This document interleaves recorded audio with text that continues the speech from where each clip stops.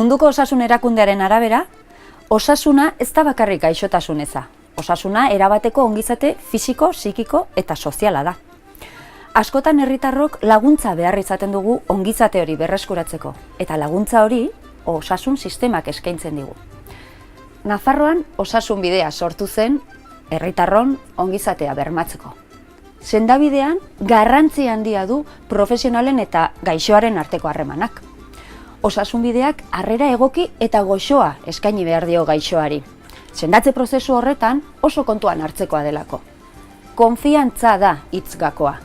Une zailak bizi dituen momentu horretan, gaixoak konfiantza eraiki behar du profesionalekin.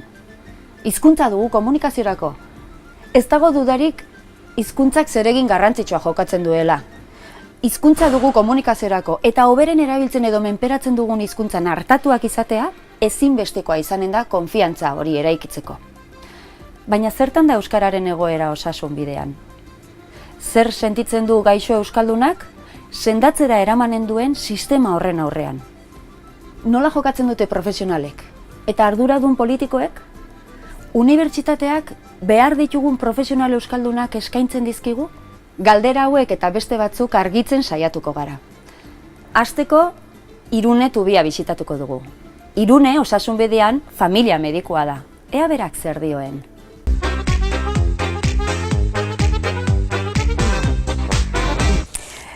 Zurekin hitzordua jarri nuenean, hasi nintzen pixka bat arakatzen, interneten begira eta aurkitu nituen gauza xelebre batzuk, begira, non gorden nuen, hemen, begira, pasa eta...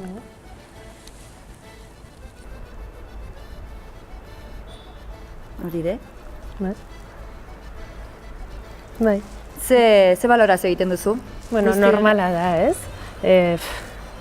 Medikoaren gana joan behar baduzu eta kontutan izan da guk daukagun diagnostikoa egiteko daukagun moduriko berena dela elkarrizketa hori eta gaixoak kontatzea zer pasatzen badio, ezin badugu elkarrizketarik izan, ez dugulako hizkuntza komun bat, ez da deus egiteko hori. Orduan, normala iruditzen zait haiek hori eskatzea, eta ez da ulertzen da, zergatik ez duten ulertzen besteok hori eskatzen dugunean, ez? Gure hizkuntzan hartatuak izatea. Eta uste dut, laizter oposaketak eta dituzuela, eta horrein atzetik ere badabil zerbait, ez? Bai, hizkuntza dela eta ez dela. Beti egoten da alako zurrumurru bat, bai hemen eta bai Osakidetzan, euskarak kontatzen duela medikuntza jakitak baino gehiago, edo hobe dela asko dakien mediku bat eta ez euskalduna, eta bi gauza ezberdin dira, ez? Personat izaten alda euskalduna eta izan 20 master edo bat, eta erdaldunak berdin. Gero uste dut azten zaiela batzuk euskaldunak erdaldunak ere bagarela eta erderaz ere egiten aldugula lana, beraz, egiten aldugu bikoitza edo. Eta batez ere esaten dutela puntu asko jasotzen dugula edo euskararekin dena ziurtatu da dugula eta ez da hala. Osasun bidean oso plaza gutxi eskaintzen dira euskaraz eta gainera iduri duguk bakarrik plaza horietan lan egiten aldugula eta ez egiten aldugu bietan. Bietan, noski. Irene, lehen esan didazu, kontsultatik ateratzerakoan, gaixoek eskatzen dutela hizkuntza euskara izan dadin. Hori nola izaten da? Edo baduzu esperientziarik non esan dizuten ez dakit? Bai, zuzenki eta batzutan zeharka, izan nintzelarik arantzan ordezkapenak egiten. Bai. Sartzen ziren erizainaren gana eta atean jo eta mediku berri euskalduna da eta esaten zen geratuko naiz eta bestela etxera joan, seme-alabak... Gaixo dagoena? Bai, zaharrek galdetzen zuten eta ez bazen euskalduna ordezkoa, etxera itzuli, seme-alabak deitu, esan ateratzeko lanetik eta laguntzeko medikoaren gana, ez zutelako haien burua gai ikusten dena ongi ulertzeko edo ongi azaltzeko. Eta besterik baduzu... Zakit, galdera? Bai, larriagoak ere, diagnostikoetan egotea okerren bat, ez da oso ohikoa, ze normalki familiak edo esaten du, baina behin gertatu zitzaidan ari nintzela ospitalean eta historia baten ikusi nuen gizon batek bazuela arazo bat hitz egiteko orduan jartzen zuen izan zuela iktus bat eta gero ez zela gai esaldiak ongi osatzeko edo gramatikalki bazituela problema asko. Eta ni ari nintzen berarekin euskaraz, berarekin baztangoa, eta egiten zen primeran. Eta esan nuen, hemen ez da problema ez dakiela hizketan hasi nintzen espainolez eta bere problema zen ez zekiela. Baina ez burmuinean arazo bat zuelako, ez zekielako. Baina hori ez da berak euskaraz nahi zuela, baizik eta, bere arazoa behar zuen. Eta larria izan zitekeen, zeren pentsa iktuz baten diagnosia zeukan bestela, diagnostikoa. Bai, hori izan zuen, baina oso ezberdina da. Arrazoia, hori da. Gai izatea hizkuntza normal bat osatzeko edo gai ez izatea, orduan hori da akats bat. Eta gero, gaixoak duen sendatze prozesu horretan, ze konfiantza eukitzeko eta ze puntutaraino da garrantzitsua euskalduna izatea ere? Niretzako da ezinbesteko gauza bat, ikusten duzu, ari zarelarik lanean eta etortzen bada euskaldun bat, hasten bazara euskaraz, berehala nabaritzen duzu. Azkarrago sendatzelaren sentsazioa, ezta? Edo badela beste harreman bat, edo beste konfiantza bat, edo lasaitu egiten dela batzuetan. Orduan, importantea da niretzako bakoitzari egitea berak nahi duen hizkuntzan. Guztietan ezin da, baina gutxienez hemen bizi garen on hizkuntzetan. Hemen bermatzea gutxienez, bai. Eta gero, hauek irudikatu izan ditut, denbora batez, eta adin batekin, baina badago beste adintarte txiki bat, adintarte bat, txikiena, esan nahi nuen, pediatrietan markatu, hor badira, elebakarrak direnak eta euskara hutsa ez dakiten aurrak daude. Eta beraien bizitzetako lehenengo urte horietan, pediatra euskalduna izatea, beraientzat ez izatea arazoa da. Bai, normalki izututa joaten dira, eta ez dute oso ongi ulertzen zergatik joaten diren, zergatik egiten diren hainbeste gauza, beti daude nahiko izututa, eta gainera ez badute ulertzen zer esaten dion besteak, bai arazo bat da. Mila esker, plazer bat zurekin egon izana, Irene. Utziko zaitut, ez dizu denbora gehiago kenduko, eta beste bat arte, bale? Venga, aio, gero arte!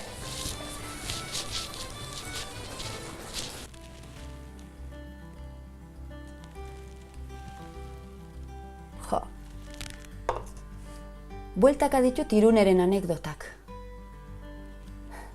Izan ere, medikuak gaixoaren hizkuntza ez ezagutzeak, ez du eragozten bakarrik sendatzeko beharrezkoa duen konfiantza eraikitzea. Ez? Diagnosi okerrak sor daitezke. Diagnosi okerrak. Gaixoa Iruneren eskuetatik pasa ez balitz, euskara ezagutzen ez duen beste baten eskuetatik pasako balitz, zer? Une honetan, ez duen gaixotasun bat sendatzeko tratamendua jasotzen egon litzateke.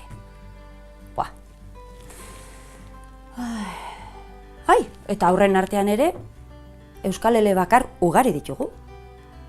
Beraien ama hizkuntza euskara izanik, eta eskolaratu gabeak, hartatu behar direnean gurasoen laguntza ezinbestekoa da. Eta osasun bidean, utxuneak ditugu alor arrotean ere bai. Baita, herririk euskaldunenetan ere bai. Egoera desatsegin bat izan zuen herritar batekin geratu naiz. Ara, timbrea, bera izanen da. Pasa, Maite. Hor lasaiago egonen gara. Primera. Jarri, zure etxean bat zeunde bezala. Ongi beraz. Bai, primera. Maite, jakitu naiz egoera desatsegin bat bizi izan duzuela. Bai, egia da? Bai. Kontatzen aldi guzu pixka bat? Bai, semearekin izan zen. Atera zitzaizkion molusko izeneko pikortxo horiek. Orduan dermatologarengana joan ginen, eta ez genekien zer egin behar zuten, edo diagnostikoa, edo krema bat eman, edo nela. Eta momentu berean erabaki zuten kendu behar zituztela. Baina esan entzizueten zer ziren eta nola kentzen ziren edo zertzen ura? Izan zen sartu, ekarri kutsara, hori guk esaten nuen, bueno, nik esaten nuen zen umea txikia zen. Ekarri kutsara, eta etzan zuten kamilan, eta biak hor gainean, mutikoa oso agobiatuta, ni lasaitu nahian, hor nengoen gainean ere, ezin nuen ez da sartu ere egin, ez nuen tokirik, orduan lasaitu behar nuen. Eta nik, klaro, pues euskaraz, berarekin euskaraz Zure egiten dut, harreman, bai. nire semea da, pues nik euskaraz. Eta erizainak bota zuen, oi, háblale en castellano, a ver si dices algo que estás hablando mal de nosotras y no nos enteramos. Ez da posible. Bai, honela, literala. Eta ze sentitzen duzu momentu horretan, ze?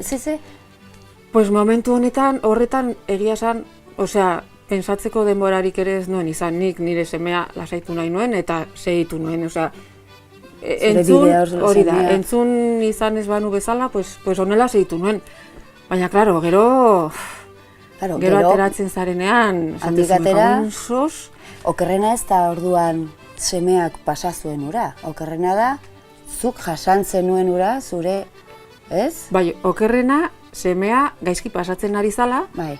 eta lagundu beharrean nire semeari eta neri trago hori pasatzen, lagundu beharrean pues, oztopoak jartzen dizkizutela, eta gainera, osea, nire buruarekiko konfiantza begira, aber gaizki esaka ari zaren guri buruz. Nik pentsatu nuen, baina non gaude, osea, nire semearekin nago lasaitu behar dut, eta zu horretaz pensatzen. Ja, eta zuk egoera hori salatu duzu noizbait?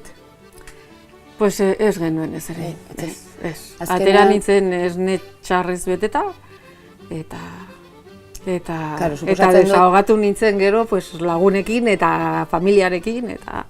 Claro, handik impotentzia hori...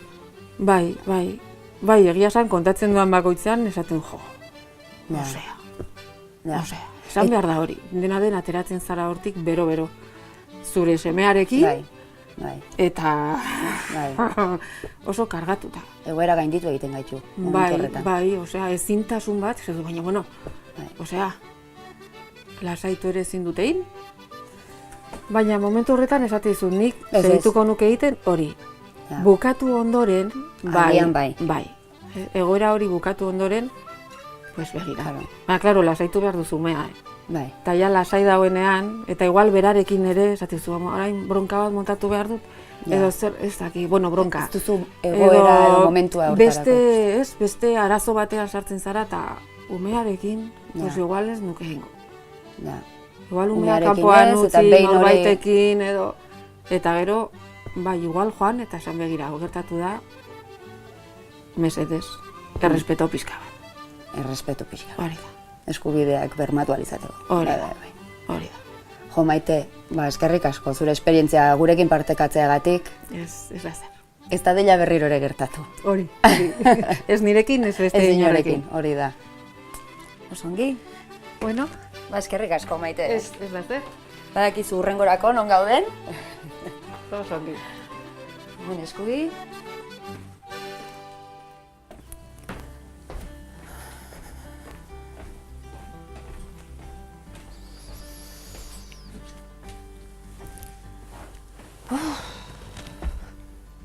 Ze gogorra Maite kontatutakoa.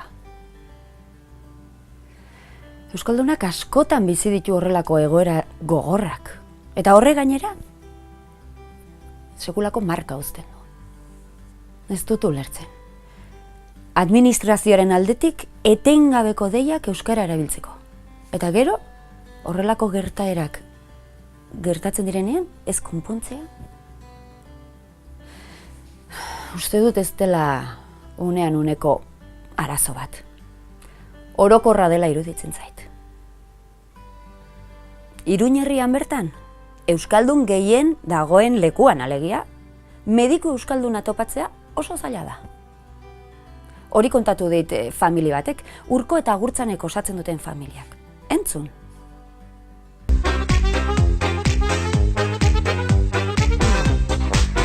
Opa, bikote. Bueno, bikote ez, hirukote. Laukote. Zertzarete, arratxapeakoak? Bai. Eta orain osasun etxean egon zarete edo? Bai. Erabiltzaileak, beraz? Erabiltzaileak, bai. Bueno, eta gainera zuek eta... Hemen lau erabiltzaileak. Pediatra zein medikua. Eta inoiz izan duzu arazorik euskara zartatuak izateko edo? Guk sorte apurbe daukagu, ze pediatra nahiko ona daukagu, eta saiatzen da, bintzat umiekin euskaraz egiten. Saiatzen da. Nauko egunean bai sartu ginen, eta hasi izan erderaz berbetan eumei, eta guesan garen, adibidez iratik, bakarrik euskaraz. Elebakarra da. Momentuz elebakarra da. orduan ez ziola ulertuko. Orduan aurrera, saiatzen da, berro batzuk egiten, kaixo, zelan zauz, da, por lo menos, ikusten du saiatzen dela. Bakigu beste lagun batzuk, hori galdetu behar, zuen arazo bera, suposatzen dut, gainontzeko bizilagunek ere izanen dutela, arrotxapea. Oso honetan baitugu beste lagun batzuk umiekin dolan, eta adibidez eurek, euren pediatra bakigu, karteluk nuntxe dizela. Eta horren aurrean, nola sentitzen da herritarra? Purbet, amorratuta ez da, amorratuta. Ze pentsatzen dugu eskubide bat dela. Eskubide bat da, eskubidea jasotzea zerbitzua eta zerbitzu hori jasotea hizkuntza biofizialetan, ez da, euskaraz zein erderaz. Orduan gu euskaraz nahi dugu. Eta zuek, ez dakit, noizbait egin duzue zerbait honen aurrean, egoera honi aurre egiteko edo? Bai, auzokide gehiagorekin bildu ginen, mobilizazio edo lako soluziate bat egin zen, jendeak jakiteko zer pasatzen zen hemen, ez da? Sinadura bilketa, gai horretan denatan parte hartu du izan. Auzoa mugitu da horretan. Ez dizu denbora gehiago kenduko, txikia da oraindik eta... Bai, zaizo barrize. Oso, zorionak, Eskerrik asko.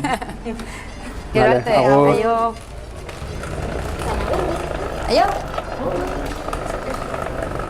Edozein kasutan, herritarrek ez dute amore ematen, eta maiz, mobilizazioetara jotzen dute. Horren adibide eta aitzindaria da, Iruñeko Arrotxapea auzoan mediku euskalduna eskatzeko aurrera daramaten lana.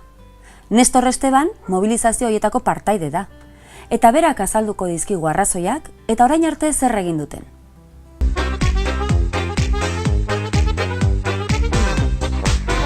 Nestor! Gaupa, gaixo, zer moduz. Haupa, banuen zurekin egoteko... Bai. Motxuparea, gogoa, Izan naiz Arrotxapeako osasun etxean, eta bertan topo egin dut Urko eta Agurtzanekin okerrezpan naiz. Jakin nahi nuen pixka bat euskara zaten ditzeko eskubidea eta pixka bat egoera hori nola dagoen, eta arazoak zituztela eta galdetu diet ea zerbait egin duten, eta aipatu dit, zenbait mobilizazio eta egin izan dituzuela. Konta idazu pixka bat guzi hori? Bai, bueno, kontua da, iasko apirilean, apiria bukaeran, hainbat auzokide joan ginela osasun etxera, mediku eta pediatra euskaldunak esigituz eta mediku eta pediatra aldaketa nahi genuela. Orduan, gure kesa sartu genuen osasun etxean, esan zigutelako ez egoela ez mediku eta ez pediatra euskaldunik, eta hortik gutxira jaso genuen osasun etxeko zuzendariaren erantzuna. Esanez, legez ez daudela behartuta, eta hori horrela izateko Nafarroko gobernuari edo parlamentuari zegokiola egin beharreko aldaketak egitea. Eta horren aurrean? Zer egiten duzu zuek? Hori da, orduan, hori entzun da, bilera eskara bat egin genio Nafarroko gobernuari, eta, hor pasazien hilabete batzuk, Nafar gobernuaren aldetik ez genuen erantzunik jasotzen, orduan jo genuen Nafar gobernua sustengatzen duten alderdi politikoen gana, haiekin bildune genuela esanez, eta, azken finean, soilik EH Bilduk hartatu gintuen, Nafar gobernua jarraitu zuen guri erantzunik eman gabe, eta uda pasata, iasko uda pasata, erabaki genuena izan zen, osasun etxean sartu eta osasun etxea okupatu. Eta, okupazio horren ondorioz, lortu genuen hainbat arduradun jaitsi ziren gurekin hitz egin nahi zutela. Orduan, beragotik jaso genuen, entzun nahi ez genuena. Eta zer da jaso zenuten hori? Esan ziguten eskubidea izan badugula, baina une honetan ezin dutela eskubide hori bermatu. Eta hori, haiek kontziente dira hori horrela dela, baina hainbat arazo dituztela. Eta arazoien artean, azpimarratu zuten edo pisu gehien zuena esan zuten zela, Baskoentzean legea bera. Gu zonalde mistoan bizi gara hemen Iruñan, eremu mistoan, eta eskubidea izan baina ez daude behartuta, derrigortutak hori horrela izatera. Eta orduan euskaldunoi, ze bide gelditzen zaigu osasun arloan ere euskara zaten ditzeko eskubidea betetzeko? Harritzekoa da, eskubide hori bermatua ez egotea. Gu hori autu hori egin genuen, horren alde lanean ari gara hainbat auzokide auzoan, mobilizazio ezberdinak plantatu ditugu, hemen auzoan jendeak auzokideek badakite aldarrikapen hori badagoela, orduan ez dugu lortu mediku eta pediatra euskalduniek momentuz ez ditugu lortu, baina bai lortu dugula jendeak horren berri izatea eta herritarren eta auzokideen atxikimendu hori. Bueno, mobilizazio horiek orduan izan dute beste emaitza bat, ez zuzeneko emaitza, baina bai herritarrekiko emaitza hori, ez? Horixe. Bai, ala den, eskerrik asko, Nestor? Bai, zuei, eskerrik asko. Beste batean ere joko dut zure gana. Herritarrak berriro aintzindari. Askotan hitz egiten da euskararen biziraupenaren mirariaz. Baina uste dut mirari horren arrazoia euskalduna direla. Euskararekiko atxikimendu sendo hori ez dute sekula galdu. Eta horren emaitza onaino iritsi izana. Zailtasunak zailtasun, beti dago norbait euskararen alde lan egiteko prest, eta horrek arro sentierazten hau. Baina tira, txanpon guztiek bi alde dituzte. Eta langileek zer pentsatzen duten ere jakineko nuke. Nola bizi duten errealitate hau barrutik, eta ze proposamen egiten duten hobetzeko. Horretarako Lab sindikatura deitu dut, eta David Mendazarekin egin dut hitzordua. Manoa.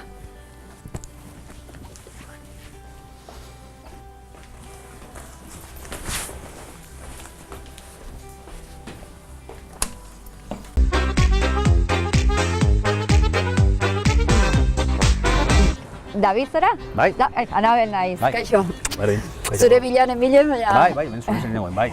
Ba, David, zuzenean joanen aitzaizu, Vale, venga. Gaixo euskaldun bat. Zein da bere egoera edo bere errealitatea osasun bidean? Ba, realitatea nahiko pobrea. Pobrea da. Era bat pobrea, eta erraz, gertatzea, hemen igual txiripaz, Bai. badago lankide euskaldun bat, eta zera, itzulpenak egiten ditu, edo sartzen da pixkar horretan, baina bestela, gaixo horrek, ez du behar lukeen arreta jasotzen bai. Eta zuek, langileok, profesionalek, nola baloratzen duzu hori? Hori, erabat perenagarria. Pentsa, adibidez, hemen, gauden hemen Nafarroako ospital konplejo honetan, 5.800 lagun inguru lan egiten dugula, eta horietatik bakarrik batek badu bere plaza euskara eskakizunarekin. 5.800 eta bakarra. Bai. Horrekin ezin dugu bermatu. Inola ere. Zirkuitoen gaia ikutu nahi dut zurekin ere bai. Zirkuitoak konponbidea lirateke. Bueno, bide bat. Jorratzeko bide bat dira. Nik uste dut, ja bere garaian, 1984an, Otano gobernu garai horretan urteak pasa dira. Bai, finkatu zirela, paper gainean, eta hor jorratu ziren pixkat, gero gobernu aldaketa etorri zena, eta hori dena pikutera juntzen.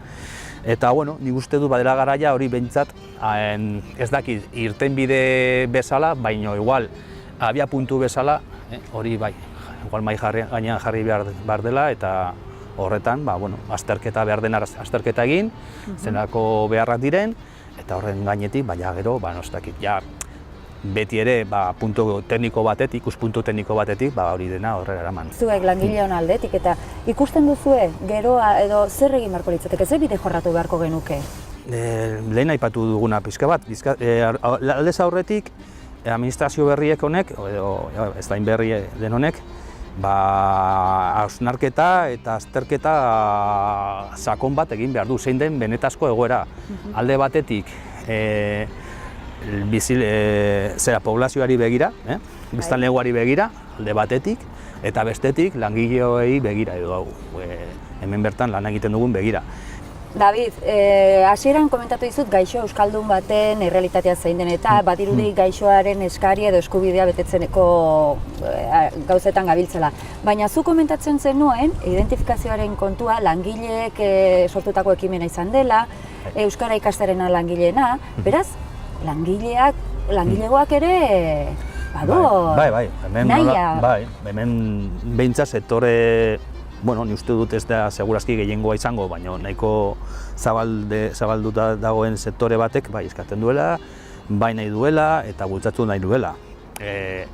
Horri nolabait bideratu bide bat behar zaio, ni uste dut gainera hemen Nafarroan izandako gobernu aldaketa horren atzetik nolabait halako eskaerak hor azpian zeudela, Eta nolabait ni uste dut ja jendeak ere jartzen duela pixkatzatzen. Bueno, nik ja gobernu bat berri bat dago, nik hortatik zerbait espero dut, eta espero zutena ez da heltzen. Eskerrik asko osasun bideko tripa horiek ere pixka bat erakusteagatik. Gure ez jakitasun honetan mintzat. Eskerrik asko, David. Zuri, nahi duzun arte. Venga, mila esker. Agur. Davidek zehatz-mehatz azaldu digu egoera. Egoera larria leku guztietatik begiratuta. Izan ere, ospitalgunean 5.800 langiletatik bakarrak dauka hizkuntza eskakizuna. Eta horrek, zinez kezkatzen nau. Baina era berean, langile euskaldunek beraien iniziatibaz egindako gauzak ezagutzeak, itxaropena piztu dit. Ze horrek esan nahi du, egon badagoela langile nahikoa gutxienez zirkuituak martxan jartzeko. Ez da langile arazoa. Nik hemen argita garbi borondate politikoaren arazoa ikusten dut. Egoera horren aurrean, nola sentitzen dira herririk euskaldunenetako herritarrak? Zer egin dezakete toki administrazioko ordezkariek egoera hobetzeko? Edo haien iritziz non daude arazoak eta irtenbideak? Baztango alkatea den Joseba Otondorekin egin dut hitzordua. Ea zer dioen?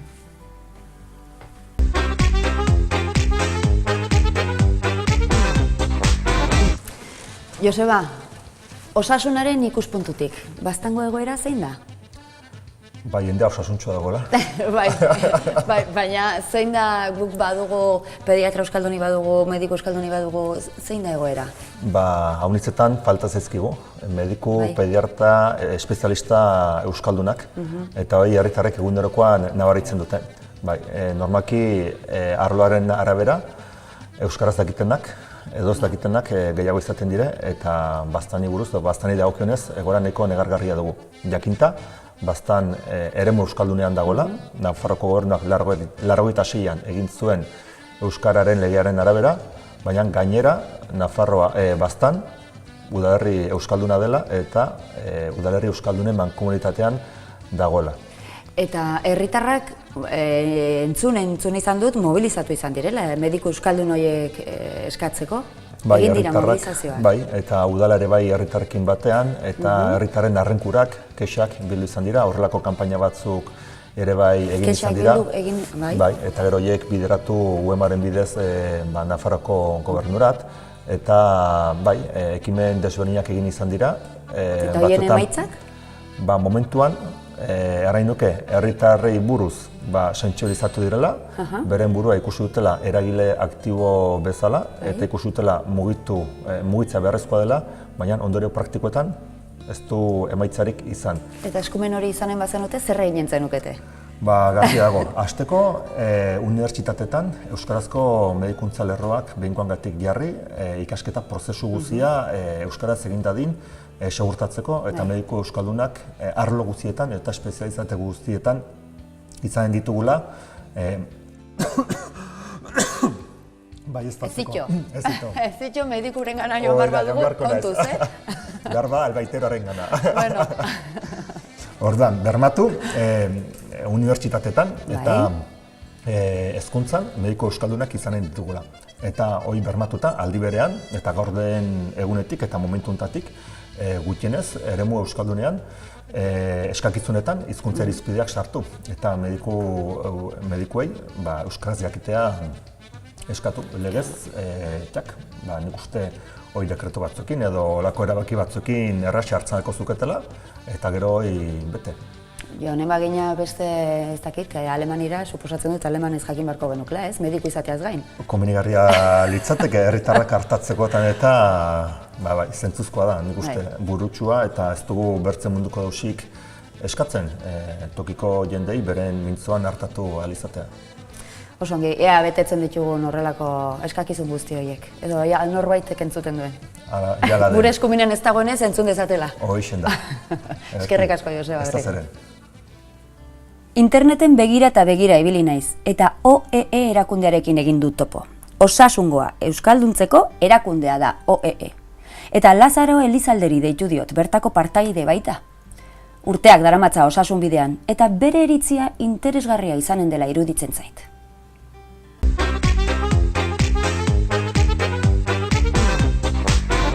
Lazaro, osasungoa euskalduntzeko erakundeko partaide zaitugu. Bai. Zuk inork baino hobeki jakinen duzu, zein dan osasunbideak daukan egoera euskararekiko?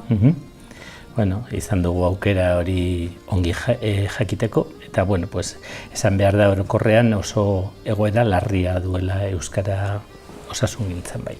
Eginda zerbait ere eskubide horiek bermatu daitezen administrazioaren aldetik? Noiztik. Azken urte hauetan. 2003an izan zen foru dekretu batek arautu zuen zenbat pertsonak izan behar ziren euskaldunak derrigorrez jendeari eskubideak bermatzeko. Zerbitzuri eskaintzeko oso nahi duzu. Bai, eta pues, esan daiteke iaia 11.000 langiletik osasun bidean ez direla 70 euskaldunak derrigorrez izan behar direnik. Eta, klaro... 11.000-tik 70, datu horiek esanguratsua dira. Bai, horrek baldintzatzen du oraingo egoera, zeren eta euskaldun ofizialik ez daudela gure plantillan. Eta egin behar diren gauza guztiak baliabide eskas guztiekin egin behar dira, eta horrek basamortu gutxa utzi du atzean. Orduan, hasi beharko gara, baina bide oso luzea eta handia dugu. Eta zeintzu dira gauza horiek, egin daitezken gauza horiek? Pues hori, lanpostuak definitzeko, jendeak, adibidez, iparraldean, jende euskaldunak dituen eskubideak, baditu eskubideak, Nafarroko iparraldean esatezu eremu euskaldun horretan. Eremu euskaldunean jendea atenditua izan behar da eremu mistoan derrigorrez atentzio espezializatua hemen dagolako Iruñan. Orduan derrigorrez beraien eskubideak jarraituz izan beharko luke zirkuito elebidunak atenditua izateko. Hortarako zer suposatzen da? Pues lanpostu guzti horiek edo ibilbide guzti horiek euskaldunak izan behar dira. Baita, badira paperak, dokumentazioa, folletoak eta historia klinikoa eta horrelako gauzak egin beharrekoak diren dena erderaz soilik dagolako. Profesional horiek unibertsitatean prestatzen dira? Bai. Eta hor prestatzen ditugu, baina ez da bermatzen euskaraz egin dutenik, edo ikasiko dutenik. Bai, hori bitxia da, bueno, teorian ere arazo bat da, irakasle euskaldun gutxi daude, baina ikasle euskaldun pilo bat dago, iaia erizaintza eskolan esan daiteke pues, erditik hurbil dagola jendearen kopurua. Belaunaldi gazteek euskaldun kopuru asko handiago dute, orduan etorkizunean, bai, naiz eta formatuak ez izan, baina izango dira profesional euskaldun askoz gehiago, eta bueno, horrek oinarri ona ematen du, baina hori da lan egin behar den beste esparru bat. Beste esparru bat. Eta zure esku balego, Lazaro, euskararen normalizazio prozesu guzti honetan zen neurri hartuko genuke osasun bidean gure euskaldunon eskubideak bermatuak izan daitezen? Bueno, alde batetik nik orain dagoen egoerarekin konparatuz, nik nire ustez lehentasuna du legea aldatzea. Uste dute badela nahiko marko juridiko eskasa etorkizunari begira eta aldatu behar da legeak eta urratzen dituen eskubideak Nafarroan definitu behar ditu bi hizkuntza dituen herrialde bat dela. Eskerrik asko. Plazer bat, Lazaro. Bueno, jarraituko dugu aurrera. Jarraituko dugu, bai, egia den. Lazarok egoeraren larria baieztatu digu. Zirkuitoi buruz ere hitz egin digu. Eta egia esan, ez da aipatzen diguten lehen aldia. Nonbait, egoera asko arinduko litzateke, antolaketa egokia proposatuz. Zirkuituak ez dira hori besterik. Uste dut iritsi dela ordua osasunbideko arduradun politikoekin hitz egiteko. Plazaratutako arazoak eta irtenbideak haiekin kontrastatu nahi ditut. Nafar gobernura deitu dut, eta hitzordu eman didate.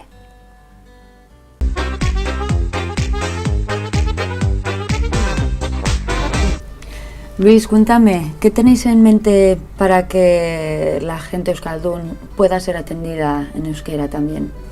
Hombre, pues obviamente lo que tenemos en mente es desarrollar la ley del euskera de verdad, porque en definitiva hasta ahora el decreto foral vigente todavía ha hecho una interpretación muy restrictiva del derecho de uso del euskera, y la realidad es que hay al menos 80.000 navarros euskaldunes que no están recibiendo la atención conforme al derecho que tienen, ¿no?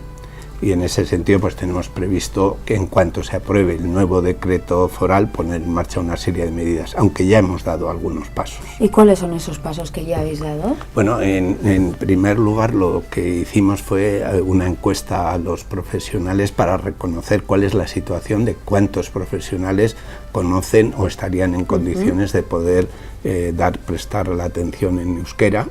Y así identificamos que había unos 1.600 de los 10.800 trabajadores del sistema sanitario que tienen algún grado de conocimiento en euskera. De ellos unos 600, vamos a decir que tendrían un nivel medio o avanzado suficiente, ¿no? Eso contrasta un poco con el número de puestos de trabajo que tienen reconocido el perfil lingüístico, que solo son 69 de los 10.800, ¿no? Entonces eso ya de alguna manera nos da una medida de la diferencia, ¿no? Podríamos decir que si hay un 12,9, se suele decir, por ciento de la población euskaldun, claramente, pues en nuestras plantillas orgánicas están reconocidos solo, no llega al 1% de los puestos de trabajo tienen están perfilados de alguna manera, ¿no? Se habla mucho del tema de circuitos, sí, dentro de los trabajadores. ¿Qué haría falta para poder aplicar el sistema este de los circuitos? Sí, bueno, el tema de los circuitos no es fácil en el ámbito sanitario, ¿no? Pero es una acción que tenemos prevista, ¿no? Lógicamente lo que se trataría es de garantizar que al menos un profesional de cada tipo en los procesos más frecuentes de atención pueda prestar esta atención en euskera, ¿no? Claro, porque en el complejo hospitalario más o menos no llega a 6.000 trabajadores, 5.800, sí, de los cuales solo uno tiene requisito. Sí, hasta ahora el requisito ha sido tan restrictivamente empleado que solo se ha aplicado en algunas de las pocas plazas de la zona vascófona, prácticamente en la zona mixta en ningún caso. Y entonces, bueno, es claramente una necesidad imperiosa modificarlo, ¿no? Claro, como tú decías, la gente de la zona vascófona, cuando necesita una atención especializada, viene aquí. Claro, es que la atención especializada está centralizada en Pamplona, ¿no? Pero decía antes que hemos hecho algunas otras actuaciones, ¿no? Una de ellas que ya está en vigor es la posibilidad de que los pacientes puedan solicitar en el centro de salud el ser atendidos en euskera, para que conste en la tarjeta sanitaria. Es un tema que es relevante, que estamos montando, ya hemos montado los sistemas informáticos. También queremos que los profesionales estén identificados para que se sepa que ofrecen ese servicio en euskera. Estas son actuaciones que ya venimos realizando y que estamos desarrollando en paralelo. Por comentarte algunas de las dificultades que nos encontramos, lógicamente el tema no es fácil, porque aparte de la voluntad luego existen algunos imponderables, ¿no? Los dos más grandes que nos encontramos, por una parte, es la carencia de profesionales, porque no hay de todas las especialidades el número suficiente, ¿no? Y de algunas especialidades incluso es que no hay profesionales en el paro. Entonces, por ejemplo, un problema que tenemos ahora mismo con la pediatría, que es una de las especialidades donde más demanda hay de atención en euskera, es que no hay pediatras ni en castellano ni en euskera, no tenemos pediatras, ¿no? Entonces, una dificultad es encontrar profesionales que además sepan euskera, pues no es fácil para algunas especialidades, ¿no?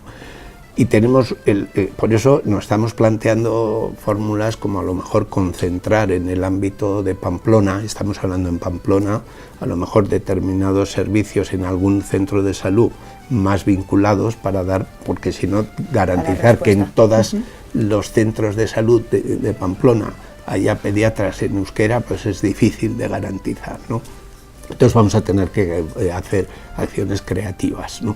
Y luego otro problema importante que se señala es que de alguna manera el derecho del ciudadano a ser atendido en euskera, y tenemos el problema de que los profesionales que están en el ámbito rural, que saben euskera, están en la zona vascófona, tienen derecho de traslado y cuando haya y creemos plazas en euskera en Pamplona, tenemos el riesgo de que se generen por tanto tenemos también que reconocer de alguna manera el mantenimiento, establecer el mantenimiento del personal en el ámbito rural, porque si no se nos produciría el absurdo de que en la zona vascófona se nos despoblara. O sea que técnicamente hay algunas dificultades, ¿no?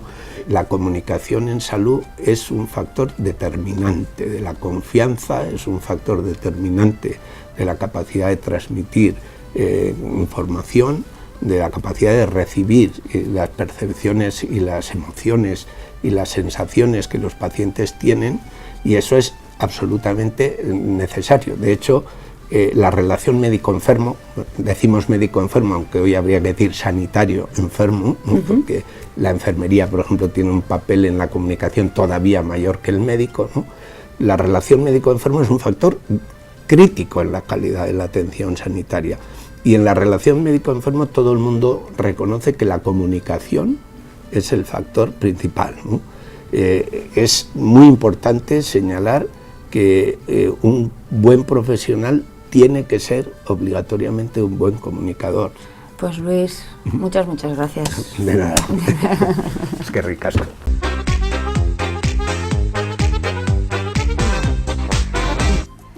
Sendabidea behar du osasunbideak. Euskaldunon hizkuntza eskubideak sistematikoki urratzen dira, eta horrek herritarron sendatze prozesua kaltetu egiten du. Edozein kasutan gaixo horrek honako errezeta beharko luke lehenbailen sendatzeko. Apuntatu. 1. Hizkuntza eskakizunak jarri behar dira osasunbidean euskaldunak egoki hartatuak izateko. 2. Zerbitzua euskalduntzeko plangintza eragingarria jarri behar da martxa. 3. Baskoentzaren legea aldatu behar da, prozesu guzti honi babes juridiko nahikoa emateko. Une honetan lantaldean dauden euskaldunak egoki antolatu behar ditugu zerbitzua bermatzen hasteko. Identifikazio sistema ere abian jarri behar dugu. Hartara, gaixoak hautatzen duen hizkuntza zein den jakingo dugu, eta baita profesional euskaldunak zein diren ere. Idatzizko euskarriak euskalduntzeko inbertsioa egin behar dugu, eta azkenik, arnasguneetan zerbitzua bere osoan euskaldundu behar dugu epe motzean. Errezeta honekin osasun bidea, osasunaren bidea izanen da euskaldunontzat ere.